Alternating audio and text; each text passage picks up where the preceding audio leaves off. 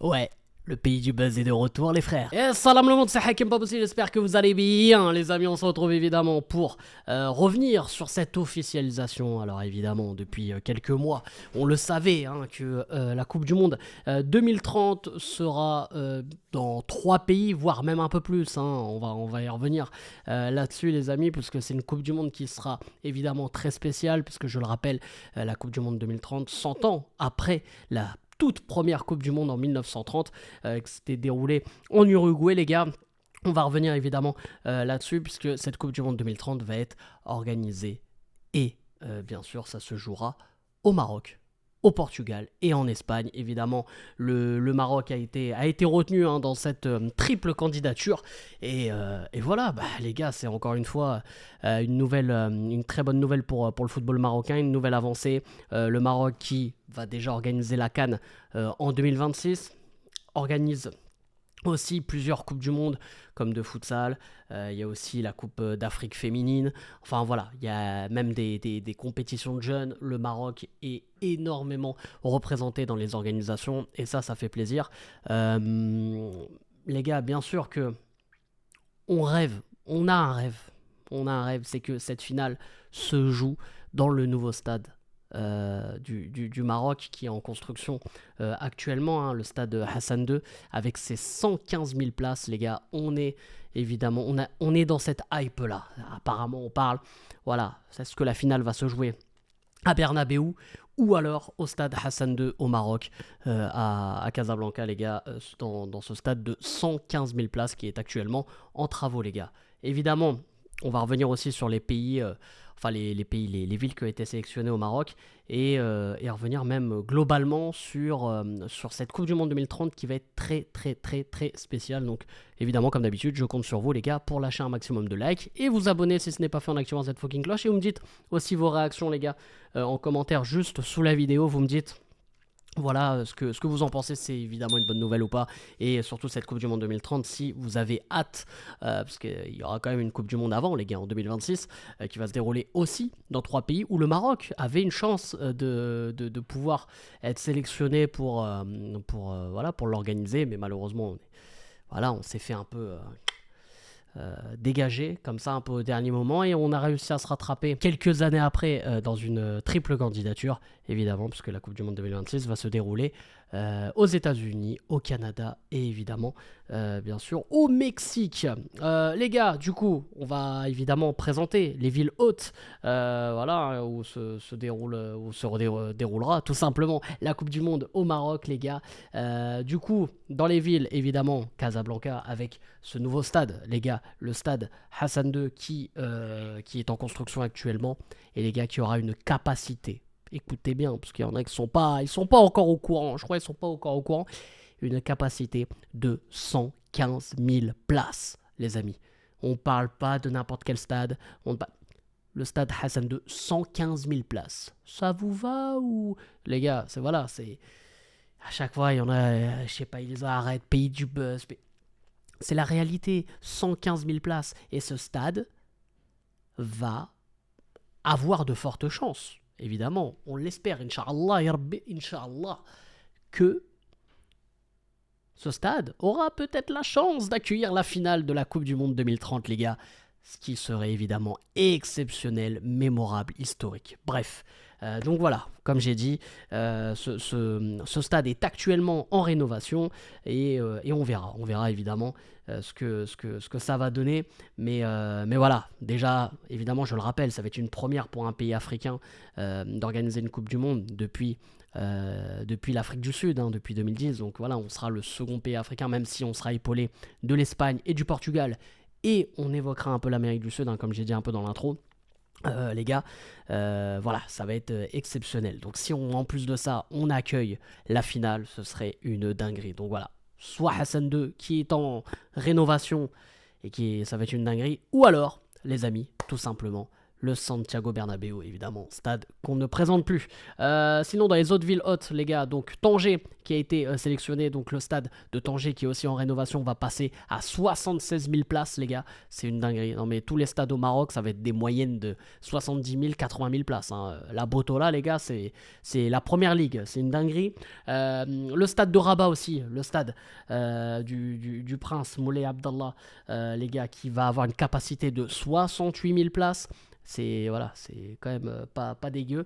Et ensuite, on aura Fès, Marrakech et Agadir, des stades qui auront une capacité entre 45 000 et 56 000 places. Les gars, c'est une dinguerie, je pense que vous vous rendez pas compte. À titre comparatif, par exemple, au Parc des Princes, on a une capacité aux environs de 47-48 000. Donc je pense qu'on ne se rend pas assez compte de la dinguerie que là, on a pratiquement que des stades de France au Maroc. Voilà, on est à pratiquement 80 000 places sur les plus gros stades au Maroc. Sans compter évidemment le stade de Rabat qui dépasse toutes nos attentes avec son stade de 115 000 places. Donc c'est une dinguerie évidemment. Et en plus, je pense qu'il y en a qui ont un peu vu hein, les stades. La qualité de la pelouse, c'est exceptionnel les mecs. Je pense qu'on ne se rend pas compte. Même les complexes, on ne se rend pas compte qu'en fait le Maroc est un pays du football.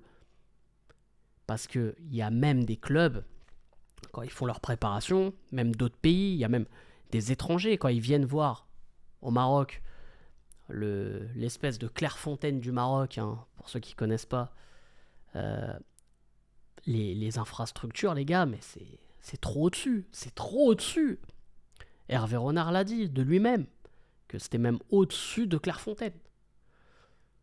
Et les complexes au Maroc, même les clubs on leur donne de plus en plus de moyens, et tant mieux, parce qu'on veut privilégier évidemment le football et surtout l'image du football marocain, et la Botola commence à évoluer de plus en plus par rapport à ça, et le fait que, bah voilà, maintenant qu'on puisse organiser la CAN, prochainement, qu'on organise déjà les Coupes du Monde féminines, enfin plus la Coupe du Monde, enfin la Coupe d'Afrique féminine, la Coupe d'Afrique des jeunes, la Chan, tout ça, même les compétitions de futsal. Voilà, c'est pas anodin. C'est pas anodin. À un moment donné, on est prêt à accueillir même une Coupe du Monde, à nous tout seuls. On est prêt. Même demain en Afrique, le pays hôte, pour la CAN ne peut pas organiser la CAN. Bah, du jour au lendemain, nous on peut. Alors évidemment, en ce moment, c'est en rénovation. On fait tout pour qu'on soit au top pour la prochaine CAN, mais surtout pour la Coupe du Monde 2030. On est d'accord. Même si évidemment, on ne sera pas les seuls à accueillir cette Coupe du Monde, mais on va prendre notre part de gâteau et on va la savourer, cette part de gâteau. Donc aucune inquiétude de ce côté-là.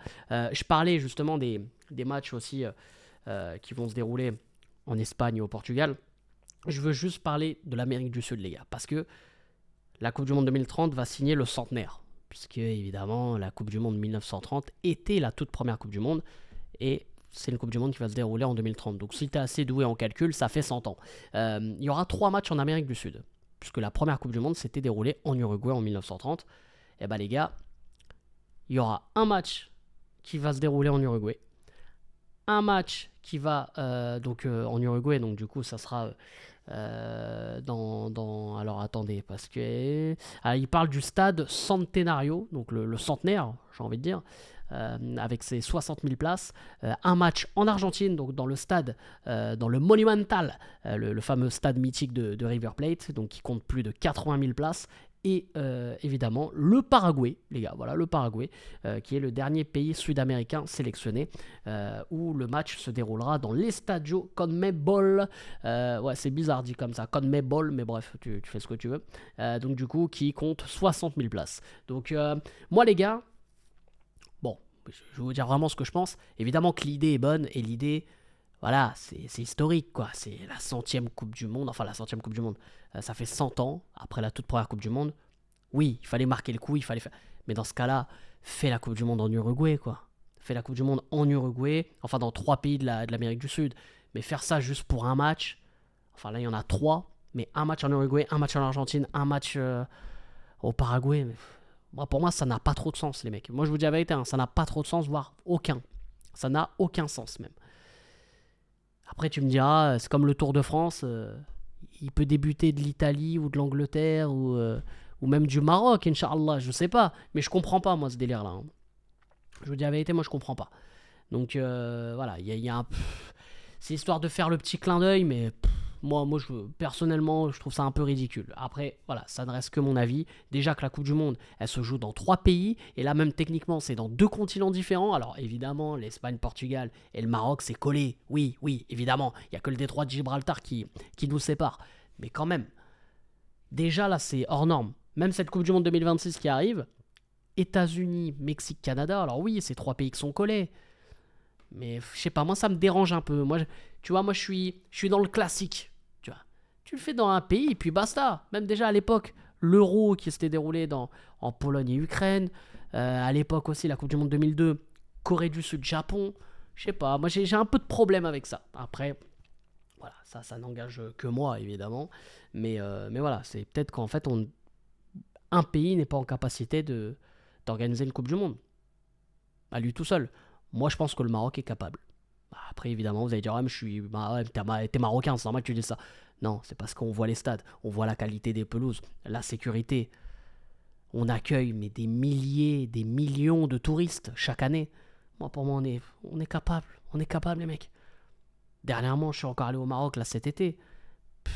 Et j'étais pas... Voilà, ça faisait un petit bout de temps. Hein, j'étais pas parti. Mais, les gars, ça a tellement évolué. Voilà, c'est comme si tu étais en Espagne. Enfin, je veux dire, on est dans un pays qui a tellement avancé. Il faut se retirer cette image et voilà, et se retirer de tout complexe.